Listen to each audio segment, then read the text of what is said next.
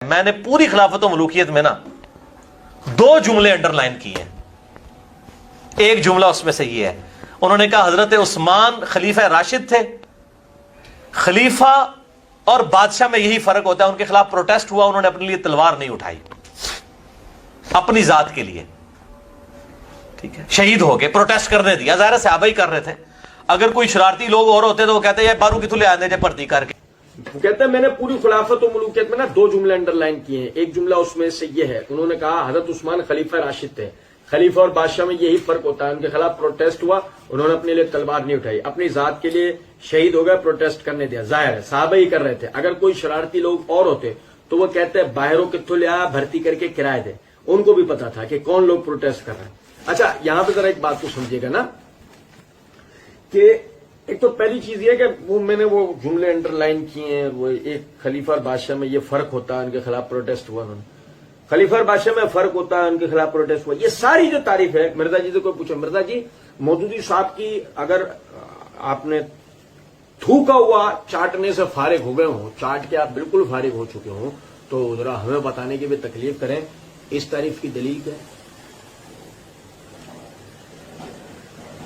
وہ تو آپ چاٹ لو، کسی کے بھی تھوک کو یا کسی بھی چیز کو چاٹ لو، لیکن مسئلہ سارا یہ ہے کہ ہمیں تو آپ یہ بتائیں کہ یہ جو پڑا آپ نے اس کو انڈر لائن تو کر دیا خلیفہ اور بادشاہ کا فرق، لیکن اب اس کے لیے قرآن اور حدیث سے جب دلیل کی ضرورت ہوگی تو آپ کے اندھے مقلد تو سن کے چپ ہو جائیں گے. ہم کہیں گے مرزا جی یقین کریں، آپ نے ہی تو شروع میں کہا تھا کہ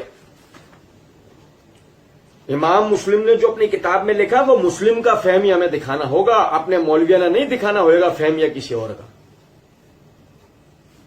تو اگر فہم بھی محدثین سلف صالحین کا ہوگا تو مودودی تو کوئی سلف صالحین میں سے نہیں، ان کا تو فہم کا سوال ہی نہیں پیدا ہوتا.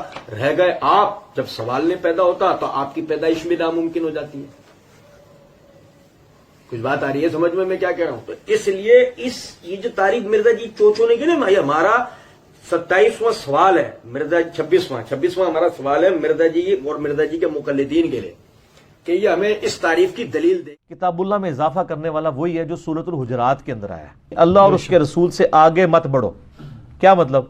کہ جتنا اللہ اور رسول نے بتایا ہے اسی کو دین مانو، اس میں خود سے ایڈیشن نہ کرو، بدعات جاری نہ کرو. کتاب اللہ میں بھی اضافہ یہ ہے کہ کتاب اللہ میں ایاک نعبد و ایاک نستعین آیا ہے، اے اللہ تیری عبادت کرتے ہیں، تجھی سے مدد مانگتے ہیں.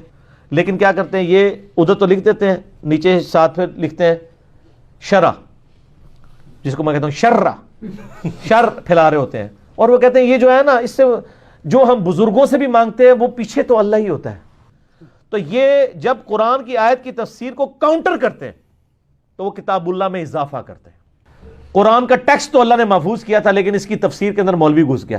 کہتے ہیں قرآن کا ٹیکسٹ تو اللہ نے محفوظ کیا لیکن تفسیر میں مولوی گھس گئے. تو مرزا صاحب اب تفسیر میں انجینئر گھس گئے، ادھر تو مولوی گھسے ہیں کہ ایاک نعبد و ایاک نستعین کی تفسیر میں کسی مولوی نے کہا کہ ہم جو غیر اللہ کو بلاتے ہیں وہ بھی جائز ہے، لہٰذا یہ تفسیر میں مولوی گھس گیا. ٹھیک ہے مولوی گھسا ہے، لیکن اب یہاں اس آیت میں کہ وَكُلًّا وَعَدَ اللَّهُ الْحُسْنَىٰ کہ اللہ نے سب سے جنت کا وعدہ کیا سب صحابہ سے، اور وہاں الٹیمیٹلی کا لفظ جو گھسایا ہے مرزا صاحب، تو یہ انجینئرنگ گھس گئی نا قرآن میں.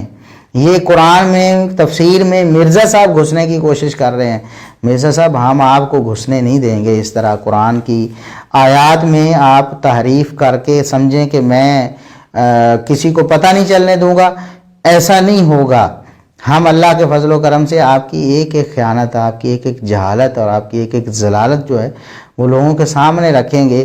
اور ہمیں اللہ سے واسع کو امید ہے کہ اللہ تبارک و تعالیٰ اکثریت جو گمراہ ہو گئی ہے دیکھیں تمام کے تمام لوگ گمراہی سے ہٹ جائیں، ایسا تو ممکن نہیں ہے، نہ ہوا ہے آج تک، نہ قیامت تک ہونا ہے. کچھ لوگوں کی بدبختی ان پر غالب آ جاتی ہے، لیکن ہمیں اللہ سے واسع کو امید ہے کہ جس طرح بہت سے لوگ واپس آ چکے ہیں، دن بدن ان میں اضافہ تیزی سے ہو رہا ہے اللہ کے فضل و کرم سے. جیسا کہ پچھلے لیکچر پہ کسی نے کمنٹ کیا کہ ہم ایک ہی دفتر میں 40 کے قریب لوگ جو ہیں ہم مرزا صاحب کو چھوڑ چکے ہیں آپ کی کاوش کی وجہ سے. الحمدللہ یہ اللہ کا فضل ہے تو بہت لوگ اکثریت واپس آ جائے گی انشاءاللہ. آپ لوگ جتنے بھی انجینئر صاحب کو سننے والے ہیں، میری درد مندانہ آپ سے التجا ہے اور اپیل ہے کہ آپ لوگ اس بات کو سمجھیں، مرزا صاحب سے آپ بچ جائیں، قرآن و سنت کو قرآن و سنت والوں سے سمجھیں. انجینئرنگ اگر آپ نے سیکھنی ہے مرزا صاحب سے سیکھیں، بلا شبہ سیکھیں، ہم آپ کو نہیں روکیں گے. قرآن و سنت سیکھنا ہے تو قرآن و سنت کے جو ماہرین ہیں، جو قرآن و سنت کو سمجھتے ہیں، جو عربی زبان پہ عبور رکھتے ہیں، جو سلف صالحین کے نقش قدم پہ چلتے ہیں، آپ ان سے قرآن و سنت سیکھیں گے نا. کہ ایک ایسا شخص جو جاہل ہے، جسے پتہ ہی نہیں، آپ اس سے کیسے سیکھ سکتے ہیں؟ دیکھ لیں خیانت کتنی بڑی ہے کہ اللہ کی کتاب میں اضافہ کرنے والا اور خود اپنے بقول یہ اللہ کی لعنت کے مستحق ہو رہے ہیں، اور نبی کریم صلی اللہ علیہ وسلم ہر نبی کی لعنت کے مستحق ہو رہے ہیں، نعوذ باللہ. اللہ تبارک و تعالیٰ انہیں ہدایت نصیب.